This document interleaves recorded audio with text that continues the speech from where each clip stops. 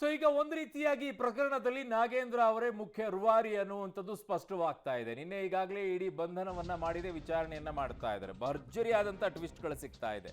ಲೋಕಸಭೆಯ ಎಲೆಕ್ಷನ್ಗೆ ಕೋಟಿ ಕೋಟಿ ಹಣವನ್ನ ಬಳಸಿದ್ರ, ಇದೇ ಈಗ ಎಲ್ಲರಿಗೂ ಕೂಡ ಇರೋದು ಅನುಮಾನ ಇದ್ದಿದ್ದು. ಬಳ್ಳಾರಿ, ಕರ್ನಾಟಕ, ತೆಲಂಗಾಣದಲ್ಲಿ ಈಗ ಕೋಟಿ ಕೋಟಿ ಖರ್ಚು ಮಾಡಿದ್ದಾರೆ. ನಾಗೇಂದ್ರ ಅತ್ಯಾಪ್ತನ ಮೊಬೈಲ್ನಲ್ಲಿತ್ತು ಸ್ಫೋಟಕ ರಹಸ್ಯ. ಇದೆಲ್ಲವೂ ಕೂಡ ಕಾಪಿಯಲ್ಲಿ ಉಲ್ಲೇಖವಾಗಿದೆ. ಇದರ ಬಗ್ಗೆ ಡೀಟೇಲ್ ಆಗಿ ಒಂದು ವರದಿ ಇದೆ, ನೋಡಿ. ವಾಲ್ಮೀಕಿ ಬಹುಕೋಟಿ ಹಗರಣಕ್ಕೆ ಬಿಗ್ ಟ್ವಿಸ್ಟ್. ಎಂಪಿ ಎಲೆಕ್ಷನ್ಗೆ 24 ಕೋಟಿ ಬಳಸಿದ್ರ ನಾಗೇಂದ್ರ ಅತ್ಯಾಪ್ತನ ಮೊಬೈಲ್ನಲ್ಲಿ ಸ್ಫೋಟಕ ಸತ್ಯ. ಮಹರ್ಷಿ ವಾಲ್ಮೀಕಿ ಅಭಿವೃದ್ಧಿ ನಿಗಮದಲ್ಲಿ 187 ಕೋಟಿ ಹಗರಣ ಬಗೆದಷ್ಟು ಬಯಲಾಗ್ತಾ ಇದೆ. ಪ್ರಕರಣದಲ್ಲಿ ನನ್ನ ಕೈವಾಡ ಇಲ್ಲ ಅಂತ ಇದ್ದ ಮಾಜಿ ಮಿನಿಸ್ಟರ್ ನಾಗೇಂದ್ರ ಕೊನೆಗೂ ಇಡಿ ಅಧಿಕಾರಿಗಳ ಕೈಯಲ್ಲಿ ಲಾಕ್ ಆಗಿದ್ದಾರೆ. ಇದೀಗ ಪ್ರಕರಣದಲ್ಲಿ ನಾಗೇಂದ್ರ ಪಾತ್ರದ ಬಗ್ಗೆ ಸ್ಫೋಟಕ ಸತ್ಯವೊಂದು ಹೊರಬಿದ್ದಿದೆ. ಲೋಕಸಭಾ ಚುನಾವಣೆಗೆ ನಾಗೇಂದ್ರ ಕೋಟಿ ಖರ್ಚು ಮಾಡಿರೋದು ಗೊತ್ತಾಗಿದೆ. 24 ಕೋಟಿ ಹಣವನ್ನ ಕರ್ನಾಟಕ ಮತ್ತು ತೆಲಂಗಾಣ ಚುನಾವಣೆಗೆ ಬಳಸಿರುವ ಬಗ್ಗೆ ನಾಗೇಂದ್ರ ಅತ್ಯಾಪ್ತನ ಮೊಬೈಲ್ನಿಂದ ಸತ್ಯ ಹೊರಬಿದ್ದಿದೆ. ಕರ್ನಾಟಕದಲ್ಲಿ ಬಳ್ಳಾರಿ ಚುನಾವಣೆಗೆ ಹಣ ಖರ್ಚು ಮಾಡಿರುವ ಶಂಕೆ ಇದ್ದು ಕೆಲ ನಗದು ಚೀಟಿಗಳನ್ನ ಇಡಿ ವಶಕ್ಕೆ ಪಡೆದಿದೆ. ಬಾರ್ ಓನರ್ಗಳ ಅಕೌಂಟ್ಗೆ ಹಣ ಹಾಕಿಸಿ ಡ್ರಾ ಮಾಡಿಕೊಂಡಿರೋದು ಇಡಿ ತನಿಖೆಯ ವೇಳೆ ಬಯಲಾಗಿದೆ. ವಾಲ್ಮೀಕಿ ನಿಗಮದ ಹಗರಣದ ಪ್ರಕರಣದಲ್ಲಿ ಈಗಾಗಲೇ ಇಡಿ ಅಧಿಕಾರಿಗಳಿಂದ ಮಾಜಿ ಸಚಿವ ನಾಗೇಂದ್ರ ಬಂಧನ ಆಗಿದೆ. ಜೊತೆಗೆ ಅವರು ಮಾಡ್ತಾ ಇದ್ದಂಥ ತನಿಖೆಯಲ್ಲಿ, ಅಂದರೆ ಇಡಿ ಅಧಿಕಾರಿಗಳು ಮಾಡಿದಂಥ ತನಿಖೆ ಏನಿತ್ತು, ಆ ತನಿಖೆಯಲ್ಲಿ ಸಾಕಷ್ಟು ಸ್ಫೋಟಕ ಮಾಹಿತಿಗಳು ಕೂಡ ಬಹಿರಂಗ ಆಗಿರುವಂಥದ್ದು. ಯಾಕೆಂದರೆ ತನಗೆ ಬಂದಂಥ ಹಣ ಏನಿತ್ತು, ಹಣದಲ್ಲಿ ತನ್ನ ಸಹಾಯಕರನ್ನು ಬಳಸಿಕೊಂಡು ಬರೋಬ್ಬರಿ 20 ಕೋಟಿಯಷ್ಟು ಹಣವನ್ನು ಬಳ್ಳಾರಿಯ ಚುನಾವಣೆ, ಅಂದರೆ ಲೋಕಸಭಾ ಚುನಾವಣೆಗೆ ಬಳಕೆಯನ್ನು ಮಾಡ್ಕೊಂಡಿದ್ದಾರೆ. ಜೊತೆಗೆ ಅದರಿಂದ ಅವ್ಯವಹಾರಗಳನ್ನು ಕೂಡ ಮಾಡಿದ್ದಾರೆ ಅನ್ನೋದ್ರ ಬಗ್ಗೆ ಈಗ ಮಾಹಿತಿಗಳು ಸಿಕ್ಕಿರುವಂಥದ್ದು. ಕರ್ನಾಟಕ ಟು ತೆಲಂಗಾಣ ಕೈಗೆ ಸಂಕಷ್ಟ. ನಾಗೇಂದ್ರ ಆಯ್ತು, ನೆಕ್ಸ್ಟ್ ಯಾರು? ಟೆನ್ಷನ್.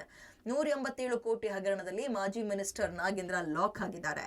ತನಿಖೆಯ ಮೂಲ ಚುನಾವಣೆ ದಿಕ್ಕಿನಲ್ಲಿ ಸಾಗಿದ್ರೆ ಕೆಲ ಕಾಂಗ್ರೆಸ್ ನಾಯಕರಿಗೆ ಸಂಕಷ್ಟ ಕಟ್ಟಿಟ್ಟ ಬುತ್ತಿಯಾಗಿದೆ. ಹಾಗಾದ್ರೆ ಕರ್ನಾಟಕ ಟು ತೆಲಂಗಾಣದವರೆಗೂ ಕೈ ನಾಯಕರಿಗೆ ಸಂಕಷ್ಟ ತಂದೊಡ್ಡುತ್ತಾ? ನಾಗೇಂದ್ರ ಬಂಧನ ಆಯ್ತು, ಮುಂದೆ ಯಾರ ಸರದಿ? ಯಾರೆಲ್ಲ ತನಿಖೆಯನ್ನು ಎದುರಿಸಬೇಕಾಗಬಹುದು ಅನ್ನುವ ಚರ್ಚೆ ಕಾಂಗ್ರೆಸ್ ಪಾಳ್ಯದಲ್ಲಿ ಶುರುವಾಗಿದೆ. 6 ದಿನ ಇಡಿ ಕಸ್ಟಡಿಗೆ ಮಾಜಿ ಮಂತ್ರಿ ನಾಗೇಂದ್ರ ಅಣತಿಯಂತೆ ವಹಿವಾಟಾಗಿದ್ಯಾ? ನಿನ್ನೆ ಸಂಜೆ ವೇಳೆ ನಾಗೇಂದ್ರ ಅವರನ್ನ ಬಂಧಿಸಿದ ಇಡಿ ಅಧಿಕಾರಿಗಳು ಮಧ್ಯರಾತ್ರಿ ಬೌರಿಂಗ್ ಆಸ್ಪತ್ರೆಯಲ್ಲಿ ಮೆಡಿಕಲ್ ಟೆಸ್ಟ್ ಮಾಡಿಸಿದ್ದಾರೆ. ಬಳಿಕ ಯಲಹಂಕದ ನ್ಯಾಯಾಧೀಶರ ಮನೆಗೆ ನಾಗೇಂದ್ರ ಅವರನ್ನ ಹಾಜರುಪಡಿಸಿ 6 ದಿನ ಕಸ್ಟಡಿಗೆ ಪಡೆದಿದ್ದಾರೆ. ನಾಗೇಂದ್ರ ಅಣತಿಯಂತೆ ಸಂಪೂರ್ಣ ವಹಿವಾಟಾಗಿದೆ. ನಾಗೇಂದ್ರ ಅವರನ್ನ ಕರೆದೊಯ್ದು ಸ್ಥಳ ಮಹಜರು ಮಾಡಬೇಕು, ಕೆಲವೊಂದು ಟೆಕ್ನಿಕಲ್ ಎವಿಡೆನ್ಸ್ ವಶಕ್ಕೆ ಪಡೆದುಕೋಬೇಕು. ಅವರು ವಿಚಾರಣೆಗೆ ಸಹಕರಿಸ್ತಾ ಇಲ್ಲ, ಹೀಗಾಗಿ ನಾಗೇಂದ್ರ ಅವರನ್ನ ಕಸ್ಟಡಿಗೆ ಕೊಡಬೇಕು ಅಂತ ಇಡಿ ಅಧಿಕಾರಿಗಳು ರಿಮಾಂಡ್ ಕಾಪಿಯಲ್ಲಿ ಉಲ್ಲೇಖಿಸಿದ್ದಾರೆ. ಕಸ್ಟಡಿಗೆ ಕೊಡುವಾಗ ನನಗೆ ಆರೋಗ್ಯ ಸರಿ ಇಲ್ಲ, ಹೀಗಾಗಿ ದಿನಪೂರ್ತಿ ತನಿಖೆ ಎದುರಿಸೋದಕ್ಕಾಗಲ್ಲ, ಅರ್ಧ ದಿನ ತನಿಖೆಯಿಂದ ವಿನಾಯಿತಿ ಕೊಡೋಕೆ ನಾಗೇಂದ್ರ ನ್ಯಾಯಾಧೀಶರ ಮುಂದೆ ಮನವಿ ಮಾಡಿಕೊಂಡ್ರು. ಇದಕ್ಕೆ ನ್ಯಾಯಾಧೀಶರು ಅರ್ಧ ದಿನ ತನಿಖೆ ಮಾಡುವಂತೆ ಆದೇಶ ಕೊಟ್ಟಿದ್ದಾರೆ. ವಾಲ್ಮೀಕಿ ನಿಗಮದಲ್ಲಿ ನಡೆದಿರುವಂಥ ಅಕ್ರಮ ಸಂಬಂಧ ಮಾಜಿ ಸಚಿವ ನಾಗೇಂದ್ರ ಅವರನ್ನು ಇಡಿ ಅಧಿಕಾರಿಗಳು ನಿನ್ನೆ ಬಂಧನ ಮಾಡಿ ಮಧ್ಯರಾತ್ರಿ ಬೆಂಗಳೂರಿನ ಬೋರಿಂಗ್ ಆಸ್ಪತ್ರೆಯಲ್ಲಿ ಅವರಿಗೆ ಮೆಡಿಕಲ್ ಮಾಡಿಸಿ ಮುಂಜಾನೆ 6 ಗಂಟೆ ಸುಮಾರಿಗೆ ಯಲಹಂಕದಲ್ಲಿರುವಂಥ ನ್ಯಾಯಾಧೀಶರ ಮನೆಗೆ ಹಾಜರುಪಡಿಸಿ ಪ್ರಕರಣ ಸಂಬಂಧಪಟ್ಟಂತೆ ಹೆಚ್ಚಿನ ತನಿಖೆಗೆ ಅಗತ್ಯವಿದ್ದಂಥ ಕಾರಣಕ್ಕಾಗಿ ಮಾಜಿ ಸಚಿವ ನಾಗೇಂದ್ರ ಅವರನ್ನು ಇಡಿ ಅಧಿಕಾರಿಗಳು 6 ದಿನಗಳ ಕಾಲ ಕಸ್ಟಡಿಗೆ ಪಡೆದುಕೊಂಡು ತನಿಖೆಯನ್ನು ಮಾಡ್ತಿರುವಂಥದ್ದು. ಈ ಒಂದು ಅಕ್ರಮದಲ್ಲಿ ಮಾಜಿ ಸಚಿವರಾಗಿರುವಂಥ ನಾಗೇಂದ್ರ ಅವರ ಅಣತಿಯಂತೆಯೇ ಈ ಒಂದು ಅಕ್ರಮ ನಡೆದಿದೆ ಅನ್ನುವಂಥದ್ದು ಮೇಲ್ನೋಟಕ್ಕೆ ಕಂಡು ಬಂದಿದೆ. ಹಾಗಾಗಿ ನಾಗೇಂದ್ರ ಅವರನ್ನು ನಮಗೆ ಕಸ್ಟಡಿಗೆ ಕೊಡಿ ಎಂದು ಪಡೆದು ಈಗ ಹೆಚ್ಚಿನ ವಿಚಾರಣೆಗಾಗಿ 6 ದಿನಗಳ ಕಾಲ ಮಾಜಿ ಸಚಿವ ನಾಗೇಂದ್ರ ಅವರನ್ನು ಇಡಿ ಅಧಿಕಾರಿಗಳು ವಿಚಾರಣೆ ಮಾಡುತ್ತಿದ್ದಾರೆ. ಅಕ್ರಮ ಹಣ ವರ್ಗಾವಣೆ ಬಗ್ಗೆ ನಾಗೇಂದ್ರಗೆ ಡ್ರಿಲ್. ಇದರಲ್ಲಿ ನನ್ನ ಪಾತ್ರ ಇಲ್ಲ ಅಂತಿರೋ ಮಾಜಿ ಮಂತ್ರಿ. ಅಕ್ರಮ ಹಣ ವರ್ಗಾವಣೆ ಮತ್ತು ದಾಳಿ ವೇಳೆ ಪತ್ತೆಯಾದ ದಾಖಲೆಗಳ ಆಧಾರದ ಮೇಲೆ ನಾಗೇಂದ್ರ ಅವರನ್ನ ಇಡಿ ಅಧಿಕಾರಿಗಳು ತೀವ್ರ ವಿಚಾರಣೆಗೆ ಒಳಪಡಿಸಿದ್ದಾರೆ.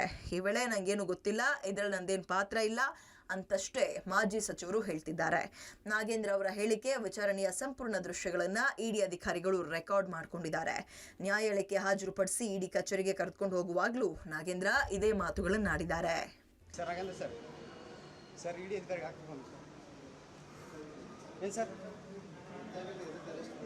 ಅಲ್ಲ ಸರ್, ಅದೇ ಯಾಕೆ ಈ ಒಂದು ಪ್ರಕರಣದಲ್ಲಿ ನಿಮ್ಮ ಪಾತ್ರ ಇಲ್ಲ ಅಂತ ಹೇಳಿದ್ರಿ? ಯಾಕೆ ನಿಮ್ಮನ್ನ ಸರ್ ನಿಮ್ಮ ಅಧಿಕಾರಿಗಳನ್ನ ಮಾಡಿರ್ಬೋದು ಅಂತ ಅನ್ಸತ್ತಾ? ನಿಮಗೆ ಅರಿವಿಲ್ಲದೆ ಸರ್, ನಿಮಗೆ ಅರಿವಿಲ್ಲದೆ ನಿಮ್ಮ ಪಾತ್ರ ಇಲ್ಲ ಅಂತ ಹೇಳಿದ್ರೆ ಮತ್ತೆ ಯಾಕೆ ನಿಮ್ಮನ್ನ ಕರ್ಕೊಂಡ್ಬಂದಿದ್ದಾರೆ ಸರ್? ನಿಮ್ಮ ಅರಿವಿಲ್ಲದೆ ನಿಮ್ಮ ಅಧಿಕಾರಿಗಳನ್ನ ಮಾಡಿದಾರೆ ಅನ್ಸತ್ತಾ? ಅಕ್ರಮ ಹಣ ವರ್ಗಾವಣೆ ಸಂಬಂಧಪಟ್ಟ ಹಾಗೆ ಇಡಿ ಅಧಿಕಾರಿಗಳು ದಾಳಿ ನಡೆಸಿದರು. ದಾಳಿ ನಂತರದಲ್ಲಿ ಒಂದಷ್ಟು ಮಹತ್ವದ ದಾಖಲೆಗಳು ಮತ್ತು ಸಾಕ್ಷ್ಯಗಳು ಕೂಡ ಆ ಸಂದರ್ಭದಲ್ಲಿ ಲಭ್ಯ ಆಗಿದ್ದವು. ಇವತ್ತು ಇಡಿ ಅಧಿಕಾರಿಗಳು ಮತ್ತೆ ಮಾಜಿ ಸಚಿವ ನಾಗೇಂದ್ರರನ್ನು ಕಸ್ಟಡಿಗೆ ಪಡೆದಿರುವಂಥದ್ದು. ಕಸ್ಟಡಿಗೆ ಪಡೆದು ಪ್ರಾಥಮಿಕ ತನಿಖೆ ವೇಳೆಯಲ್ಲಿ ಸಿಕ್ಕಿರುವಂಥ ಮಾಹಿತಿಯ ಆಧಾರದ ಮೇಲೆ ಆತನನ್ನು ತೀವ್ರ ವಿಚಾರಣೆಗೆ ಒಳಪಡಿಸ್ತಾ ಇರುವಂಥದ್ದು. ವಿಚಾರಣೆ ವೇಳೆಯಲ್ಲಿ ಮಹತ್ವದ ವಿಚಾರಗಳ ಬಗ್ಗೆ ಪ್ರಶ್ನೆ ಕೇಳಿದಂಥ ವೇಳೆಯಲ್ಲಿ ಮಾಜಿ ಸಚಿವರಾದಂಥ ವಿ ನಾಗೇಂದ್ರ ಅವರು ಯಾವುದೇ ರೀತಿಯ ಪ್ರತಿಕ್ರಿಯೆ ನೀಡ್ತಾ ಇಲ್ಲ. ಎಲ್ಲವನ್ನೂ ಕೂಡ ಇಡಿ ಅಧಿಕಾರಿಗಳು ರೆಕಾರ್ಡ್ ಮಾಡ್ಕೋತಾ ಇದ್ದಾರೆ. ರೆಕಾರ್ಡ್ ಮಾಡ್ಕೊಂಡ ನಂತರದಲ್ಲಿ ಮುಂದಿನ ತನಿಖೆ ವೇಳೆಯಲ್ಲಿ ಅದನ್ನೆಲ್ಲವನ್ನು ಕೂಡ ಕೋರ್ಟ್ ಮುಂದೆ ಇಡಲು ಸಜ್ಜಾಗ್ತಾ ಇರುವಂಥದ್ದು. ರಾಜಕೀಯಕ್ಕಾಗಿ ಬಳಸಬಾರದು, ಇಡಿ ವಿರುದ್ಧ ಪರಮೇಶ್ವರ್ ಬೇಸರ. ಮತ್ತೊಂದು ಕಡೆ ಈ ಪ್ರಕರಣ ಸಂಬಂಧ ಗೃಹ ಇಲಾಖೆ ಸಚಿವ ಡಾಕ್ಟರ್ ಪರಮೇಶ್ವರ್ ಪ್ರತಿಕ್ರಿಯೆ ಕೊಟ್ಟಿದ್ದು, ನಿಗಮದ ಅಕ್ರಮದ ಬಗ್ಗೆ ಇಡಿ ಅಧಿಕಾರಿಗಳು ತನಿಖೆ ಮಾಡ್ತಾ ಇದ್ದಾರೆ. ರಾಜಕೀಯವಾಗಿ ಇದನ್ನು ಉಪಯೋಗಿಸಬಾರದು. ಕೇಂದ್ರದ ತನಿಖಾ ಸಂಸ್ಥೆಗಳು ರಾಜಕೀಯ ಅಸ್ತ್ರಗಳಾಗಬಾರದು. ತನಿಖೆಗೆ ನಮ್ದೇನು ತಕರಾರಿಲ್ಲ ಅಂದ್ರು. ಇಡಿ ಅವರು ಅವರನ್ನು ತನಿಖೆ ಮಾಡ್ತಾ ಇದ್ದಾರೆ. ಅವರಿಗೆ ಏನು ಮಾಹಿತಿ ಸಿಗ್ತದೆ ಅದರ ಮೇಲೆ ಅವರು ಕ್ರಮ ತಗೊಳ್ತಾರೆ. ಈಗ ಅವರನ್ನು ಅರೆಸ್ಟ್ ಮಾಡಿದ್ದಾರೆ, ನಾಗೇಂದ್ರ ಅವರನ್ನು. ಅವ್ರಿಗೇನು ಮಾಹಿತಿ ಇದೆಯೋ ತನಿಖೆಯಲ್ಲಿ, ಅವ್ರಿಗೆ ಯಾವ ರೀತಿ ಮಾಹಿತಿಗಳು ಸಿಕ್ಕಿದೆಯೋ ಆ ಆಧಾರದ ಮೇಲೆ ಅವ್ರನ್ನ ಅರೆಸ್ಟ್ ಮಾಡಿದ್ದಾರೆ. ಇಡಿಗಳು, CBIಗಳು ಇವೆಲ್ಲ ಏನು ಕೇಂದ್ರದ ಸಂಸ್ಥೆಗಳಿದ್ದಾವೆ, ಅದು ರಾಜಕೀಯದ ಅಸ್ತ್ರ ಆಗಬಾರ್ದು ಅನ್ನೋದು ಅಷ್ಟೇ ನಮ್ಮೆಲ್ಲರ ನಾವು ಹೇಳ್ತಕ್ಕಂಥದ್ದು. ಅಲ್ಲ, ತನಿಖೆ ಮಾಡೋದ್ರಲ್ಲಿ ನಮ್ಮದೇನು ತಕರಾರಿಲ್ಲ. ವಾಲ್ಮೀಕಿ ನಿಗಮದ ಬಹುಕೋಟಿ ಹಗರಣಕ್ಕೆ ದಿನಕ್ಕೊಂದು ಟ್ವಿಸ್ಟ್ ಸಿಗ್ತಾ ಇದೆ. 74 ಕೋಟಿಯನ್ನ ಲೋಕಸಭಾ ಚುನಾವಣೆಗೆ ನಾಗೇಂದ್ರ ಬಳಸ್ಕೊಂಡಿರೋದು ಬಯಲಾಗಿದೆ. ಎಲ್ಲ ಅಂಶಗಳನ್ನ ಮುಂದಿಟ್ಕೊಂಡು ಇಡಿ ಅಧಿಕಾರಿಗಳು ನಾಗೇಂದ್ರಗೆ ಫುಲ್ ಡ್ರಿಲ್ ನಡೆಸ್ತಾ ಇದ್ದಾರೆ. ವಿಚಾರಣೆ ವೇಳೆ ಮತ್ತಷ್ಟು ದೊಡ್ಡವರ ಹೆಸರು ಹೊರಬರುತ್ತಾ ಕುತೂಹಲ ಮೂಡಿಸಿದೆ. News desk, public TV.